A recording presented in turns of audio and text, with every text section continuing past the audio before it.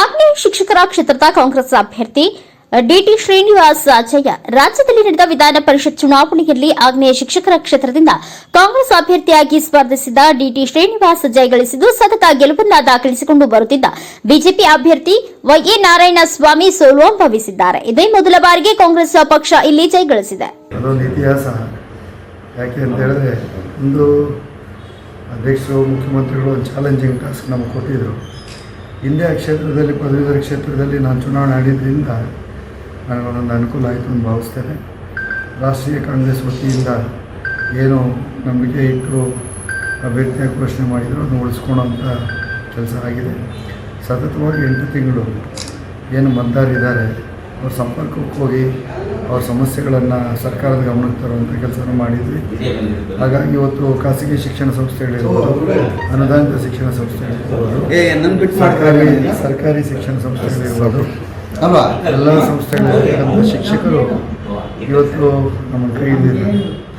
Engineering ಇರ್ಬೋದು, medical, dental ಇವರೆಲ್ಲ ಅತಿ ಹೆಚ್ಚಿನ ಸಂಖ್ಯೆಯಲ್ಲಿ ಈ ಸಲ ಮತದಾನ ಪ್ರಕ್ರಿಯೆಯಲ್ಲಿ ಭಾಗವಹಿಸಿದ್ರು. ಜೊತೆಯಲ್ಲೇ ಇತಿಹಾಸದಲ್ಲೇ 95.6% ಪೋಲಿಂಗ್ ಆಗಿದ್ದು ಅದೊಂದು ಹಿಸ್ಟ್ರಿನೇ. ಇದುವರೆಗೂ ಅಷ್ಟು ಪೋಲಿಂಗು ಆಗಿರಲಿಲ್ಲ. ಹಾಗಾಗಿ ಖಂಡಿತ ಹೆಚ್ಚು ಕಡಿಮೆ ಒಂದು 800 ಮತ ಬಿಟ್ಟರೆ ಎಲ್ಲನೂ ಪೋಲ್ ಆಗಿತ್ತು. ಈ ಸಲ ಒಂದೊಂದು ಕ್ಷೇತ್ರದಲ್ಲಿ 99% ಆಗಿತ್ತು. ಈಗ ಉದಾಹರಣೆ ಗುಡಿಬಂಡೆ ಮತ್ತು ಇದು ಚೇಳೂರು ಒಂದೊಂದು ಓಟ್ ಬಿಟ್ಟು 99.99% ಪೋಲಿಂಗ್ ಆಗಿತ್ತು. ಹಾಗಾಗಿ ಖಂಡಿತ ಈ ಸಲ ಮತದಾರ ಬದಲಾವಣೆ ಮಾಡಬೇಕು ಅಂತೇಳಿ ನಿರೀಕ್ಷೆ ಮಾಡಿದರು. ಆ ನಿಟ್ಟಿನಲ್ಲಿ ಏನು 18 ವರ್ಷಗಳಲ್ಲಿ ಸಾಕಷ್ಟು ಕೆಲಸಗಳಾಗಿಲ್ಲ. ಅದಕ್ಕೆ ಒಂದು ಹೊಸ ಮುಖ ಸರ್ಕಾರ ಇರೋದ್ರಿಂದ ಸರ್ಕಾರದ ಭಾಗವಾಗಿರುವಂಥ ಹಾಕಿದ್ರೆ ಮುಂದೆ ಕೆಲಸ ಆಗುತ್ತೆ ಅನ್ನೋ ನಿರ್ಣಯದೊಂದಿಗೆ ನನಗೊಂದು ಅವಕಾಶ ಮಾಡಿಕೊಟ್ಟಿದ್ದಾರೆ. ಬಟ್ ಅವ್ರ ನಿರೀಕ್ಷೆ ಸುಳ್ಳಾಗಲ್ಲ. ಯಾಕಂದರೆ ನನಗೂ ಸಹ ಹೊಣೆಗಾರಿಕೆ ದೊಡ್ಡದಾಗುತ್ತೆ.